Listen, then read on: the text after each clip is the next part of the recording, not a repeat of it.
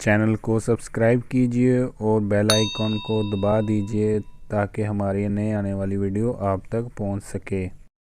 بسم اللہ الرحمن الرحیم۔ السلام علیکم ناظرین، آج ہم بات کریں گے سپرداری کے بارے میں۔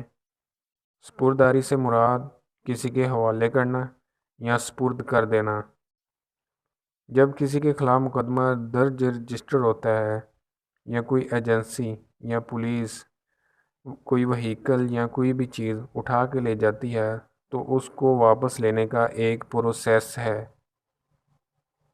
اگر کسی کی گاڑی چوری ہوتی ہے تو ملزم پکڑا جاتا ہے اور ساتھ میں چوری شدہ گاڑی بھی برآمد ہو جاتی ہے، تو جو اصل مالک ہے اس کو پتہ چلتا ہے کہ اس کی گاڑی مل چکی ہے تو وہ درخواست دائر کرے گا کہ میری یہ گاڑی چوری ہوئی تھی، میں اس گاڑی کا مالک ہوں، تو میں پولیس کے پاس گیا ہوں، انہوں نے کہا ہے کہ یہ کیس پراپرٹی ہے، یہ عدالت کی اجازت کے بغیر نہیں دے سکتے، میری گاڑی واپس کر دی جائے اور میں شیورٹی بانڈ دینے کو تیار ہوں جب عدالت منگوائے۔